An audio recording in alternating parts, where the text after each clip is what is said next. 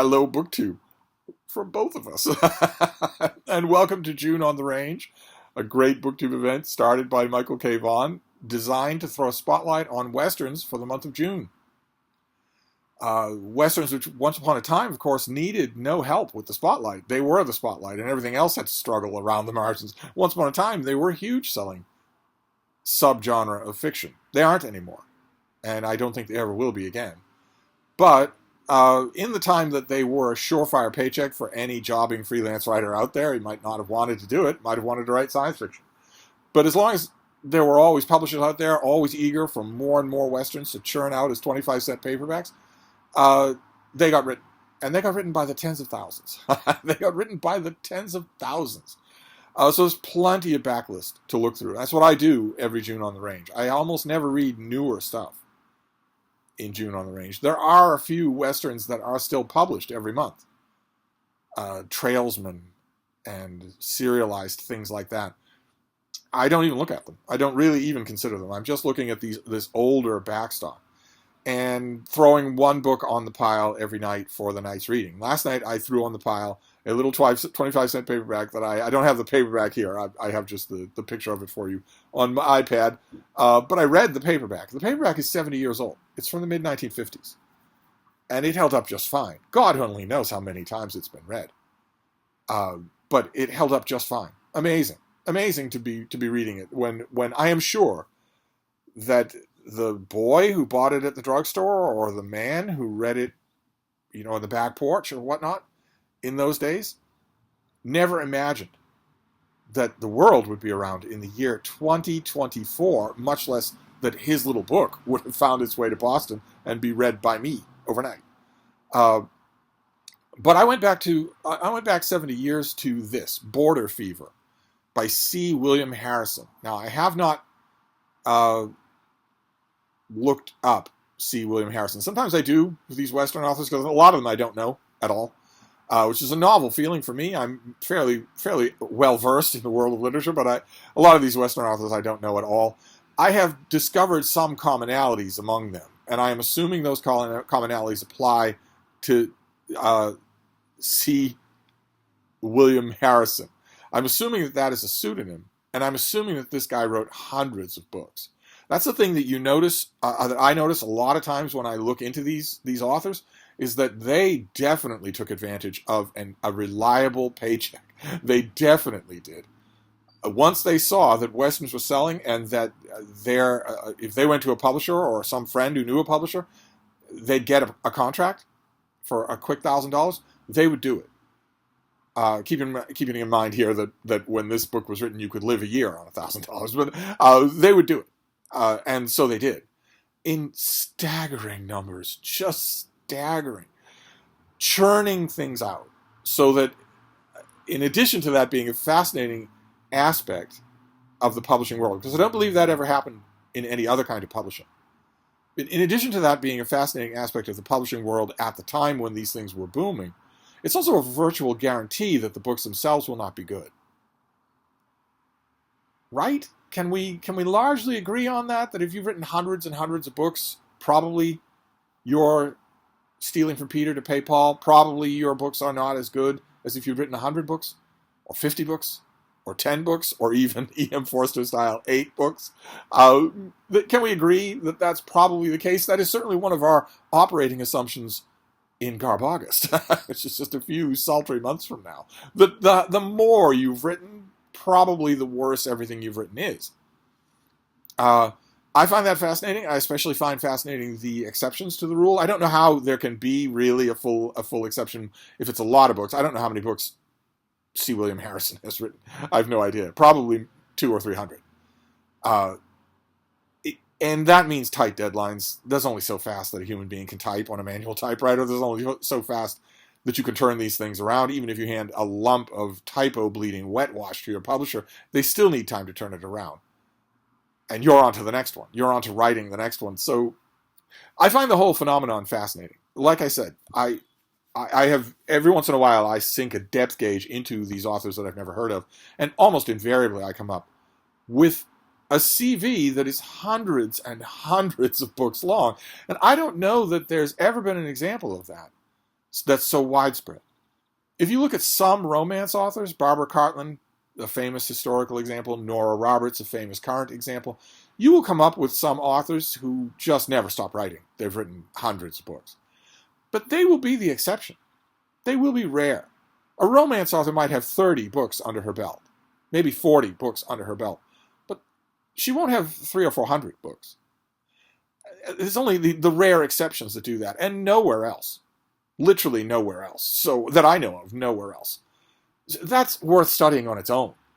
That if you were to do a book number graph of these authors, it would be astounding. I think that's fascinating. I don't know that that's ever been studied. I don't know that the boom of Western novels has ever had a popular study. Might have been somebody's monograph or senior thesis, but I don't think I've ever read a book on this publishing phenomenon. Add that to the great pile of publishing phenomenons that no one's ever bothered to write about. Even though the only people who are going to read the book are readers, so you already guaranteed an audience. Anyway, this is from the mid-1950s, and it is the story of a man named Hugh Bexler, Bexler, who is hired by a town to be their sheriff, and they really need a tough sheriff because they're dealing with a problem, and the problem is not outlaws. This little town is fortunate enough to be a good way station, a good stop on the way for cattle drives. Good for industry, good for businesses, good for trading, good for everything. Except the local native populations, but we'll leave that out for now. The town is lucky enough to be on those routes, but there's one thing that could destroy that. There's one thing that could destroy all of that. It's not marauding desperados. It's not even outraged native tribes. They almost play no part in this book. Instead, in this book, it's something called tick fever. It's an infection that can wipe out a whole herd. It can wipe out a whole remuda in 1 month, in 1 week. It is known to be in the area. It is known to be in the town. There is no medical science at this time. There is no veterinary science at this time. So there's only one surefire way to mitigate this thing. It's actually the one surefire way you use to mitigate any quickly propagating infection of any kind, and that is quarantine. There, right at that moment, much to my dismay, this video loses all the Trump cult members. Sorry, bye. The few Trump cult members who didn't die of COVID-19, that is. But the town needs a quarantine. They need a quarantine to be enforced. That's not going to please the cattle barons and the cattle ranchers who are moving stock in and out of town. But if it isn't done, there won't be any cattle ranching. There won't be any, if the long view isn't taken, there won't be any commerce for the town. It's in everybody's best interest to enforce a tick fever quarantine. And Sheriff Bexler is called upon to do that, even though he knows it's going to make him more enemies than friends. All the townspeople, the ordinary townspeople, Mr. Johnson and Mr. Johnson and Mr. Johnson over there, they all know that it's going to make him unpopular. It's an unpopular decision. They hire him to do it, and he does. And he draws the ire of the cattlemen all around the town. There's a real tough guy, a horrible, bitterroot, evil guy named Roy Van Alt. There are a couple of other desperados that either have their own cattle to move through town or are hired by men who do to get this sheriff out of the way. They are taking a decidedly short-term view. I don't care about this fever thing. I don't care about this quarantine thing. I just want my money, and I want it now. When they would be the ones who would be impauperized. So I guess things never change. They don't want to take the long view, and Sheriff Bexler is in their way. The real root of evil behind all of this is a bad guy named Sid Ramage. He's the one motivating all of this. He's at the heart of the resistance to the quarantine, which, as C. William Harrison makes vaguely clear throughout this book, is, in fact, a defiance of the law. It's not just a defiance of a quarantine, it's a defiance of the rule of law. The town wants the quarantine. Are you going to deny it just for your own personal gain, no matter what? The sheriff is not exercising a whim of his own. He's operating on the will of the town. This is not a long book. It's like 130 pages. It takes 10 minutes to read. It's a tiny little thing. It held up really well. really, really well. But uh, the the sheriff encounters all the stuff that you would expect. There are fistfights. He loses a few. He wins a few. He makes a couple of tentative friends of the timid townsfolk. He accidentally seduces another man's wife at one point in the book. He doesn't mean to. He's in his late 20s. This is the thing you always forget. You're helped to forget by covers like these vintage covers here. Although, in Provincetown, I have had mornings like this. You're helped to forget it with cover art like this, but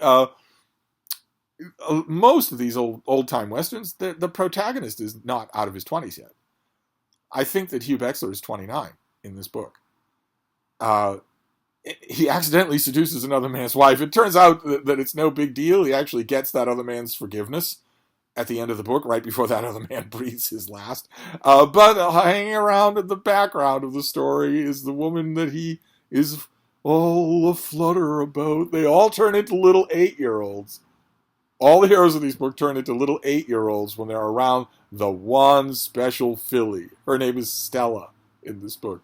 And they all turn into the same kind of little boy. I swear, these novels must have been massive amounts of dream fulfillment, nostalgic dream fulfillment for their target audience. I'm sure that in the 1950s, no polling or interviewing was done at all with that target audience. I'm sure that no one thought to do that. So we don't have any first-hand information, and we don't use any second-hand information because no one's examining this phenomenon. No one's writing a book about it that I know of. Anyway, there's only one woman in town. Stella makes Bexler's knees knock. She makes them all quiver and quake, and dream about a settled life of his own, and maybe a ranch up there on the plateau with my own cattle wearing my own brand. Was that too much to ask? But first, he has to get the town through this quarantine and through the resistance that all kinds of hired people are being sent out to put up. That's what the quote on the cover means. Next time you send a man to kill me, have the guts to come yourself. Now, I pointed out when I bought this book and hauled it on this channel that line actually doesn't make any sense. But you get the point. You get the point. You get what Bexler's trying to say. He says a line like that in the book, and you get the point of what he's trying to say. If you object, why don't you come yourself instead of sending all these cat's paws one after another for me to deal with? And Sid Ramage never does. Not until the end of the book.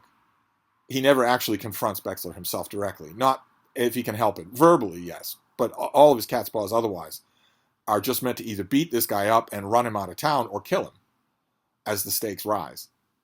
And it's good. It's well enough done. It's somewhat serious at times. I don't know anything about C. William Harrison, but I can tell you one thing. I also don't think I've ever read anything else by him, so I don't know what he's like as an author. I can tell you what he's like as an author in this book. He's okay, except in the one area you absolutely cannot be bad in a Western, which is action sequences. His action sequences aren't just not good. I read not good action sequences plenty of times. I don't do it professionally all that often. There are precious few action scenes in a book telling you to, be your dreams or ask Jesus permission to be your dreams. There are precious few action sequences in those. But in other books, especially for pleasure, I read a lot of action sequences, and they're very hard to do. I'm not being dismissive here. If you are a budding writer or fancy yourself a writer, and probably if that's true, you write only Pinky in the Air literary fiction, try writing an action sequence. Every young writer I've ever given instructions to, and a lot of times young writers over the decades have asked me for, could you give me some structure here? I'm not in school anymore. I'm not going to go to a writing workshop, but could you give me a writing assignment and a deadline, and then we'll go over it together? We'll do in a workshop of one. Every time that a young writer has ever honored me by asking me to do that, one of the first things I do is give them a scenario and tell them, write an action sequence. And they all report the same thing. Over the decades, they've all reported the same thing, that it's harder than anything to do well. Most of them, when I would give them their little scenario, I would say, here's your scenario, here are your characters, flesh them out. I want them to be real. The action sequence is no good if I don't care about the people who are in it. But also, I want just that. I don't want anything else. This is what you're writing. probably half the time, maybe 2/3 of the time that I gave an instruction like that to a budding young writer, the thing that they would give me, I would always say 5,000 words, and the thing that they would give me at the end was not an action sequence. It was a character thoughtfully remembering the action sequence, or forecasting the action sequence, or drawing lessons from the action sequence. I had to just hand it back and say, nope, this isn't what we agreed. I want you to describe the action sequence, and I want it to feel like action. I don't want it to feel like it's taking 10 years. It's really, really hard to do. When it's done well, it's all the more a source for admiration. I am amazed sometimes at some of the action sequences that writers can do. Regardless of what kind of a writer it is. Tolstoy does 2 of them in War and Peace. Jonathan Mayberry is I don't think he would object if I called him a decidedly lowbrow writer of thrillers and science fiction. He's terrific. You'll never put down a book of his once you pick it up. But he isn't reaching for any art of any kind. And his Joe Ledger books, their action sequences in those books, they're full of them, and they're great. Absolutely great. Or Brandon Sanderson. Another good idea. Another good example. In the final book of the Wheel of Time series, he finally gets to the epic battle that has been forecast for, 15 books. He realizes at the beginning of that book, The Memory of Light, that he's going to have to give us that battle. And he does. 200 pages of action. Incredible.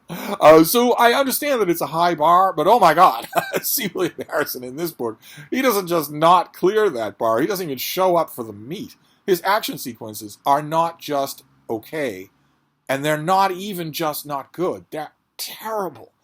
Absolutely terrible. He chooses, I'm sure, what to him struck him as an artistic way of doing things, which is once the action breaks out, he close focuses on the interior reality of Bexler himself and then disjoints that reality. So in one of the climactic action scenes here, Bexler's shot right at the beginning.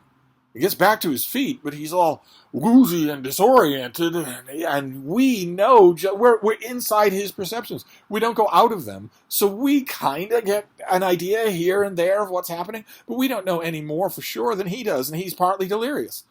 It's only when he wakes up later that Stella tells him what happened. That is not a satisfying action sequence. That is not what you do in a Western. And that happens over and over again in this. Halfway through the book, there's a scene where Bexler is set upon by a whole bunch of roughs, and there's a fairly violent set to. There's no gunplay, but I kept expecting. Okay, all right. Well, you keep telling me, the author, keep telling me that this is getting more and more tense, but you are eventually going to have somebody swing a punch, right? How wrong I was. Bexler's whacked upside the head by the barrel of a gun and wakes up when it's all over. I should have seen that as the foreshadowing that it was for the end of the book. That's a major demerit. When I'm reading these things on my commute to my insurance job from Scarsdale, I want action. And I did not get that in this book. I didn't get much of anything here. I like the one man alone, but even that is fairly poorly handled at the end. Where it isn't the townsfolk's own actions that shame them, or their own lack of action that shame them. It's not their own hypocrisy, or the fact that none of them like Sid Ramage. None of that shames them. The fact that this sheriff they've hired has been wounded and beaten in their service, that doesn't shame them. Instead, it's Stella basically yelling at them. It's just, I don't know. I don't know. This was not all that enjoyable. It was, of course, interesting to see 70-year-old echoes of Quarantine and the attitudes. Some of the lines that are put in the mouths of some of the cattle barons in this book could have come from 2020 in the United States. So, word for word. They could have, if you just remove tick fever and put in COVID-19, and some of those lines could have come straight out of the mouths of Southern Baptist preachers, Southern school principals, Southern governors. So that was kind of interesting, but that was an accident. When I take a step back from the lived reality of the pandemic that we all went through, when I take a step back from that, I realize that even that wasn't all that effectively done. So I don't know that I have much in the way of an incentive to read any more of this author. I don't know if I have any more of this author. I'm sure there are more novels out there. That was the one impression I got from reading this book, is that this is not, there's no way in the world that this author wrote only 3 or 4 of these. No way in the world. I wouldn't be surprised if this author wrote 100 books. Wouldn't be surprised at all. This has the feel of that. And it left me with no great motivation to read another one by this author, especially since the last author that I read had so much more conviction. Terry Johnston wrote a lot of books. Terry Johnston wrote a lot of books. I think if you had put him 70 years ago and said, here's the world, here's the publishing world, I want one of these a month from you. There's your manual typewriter, there's your Remington, get to work, pound away, no second drafts, we'll take it. He'd have refused. I don't know Terry Johnston. Like I said the other day, yesterday, I've never met him, don't know anything about him, never listened to an interview about him, but I got a good, strong impression about what he was like from the book that I read, Sue Dawn.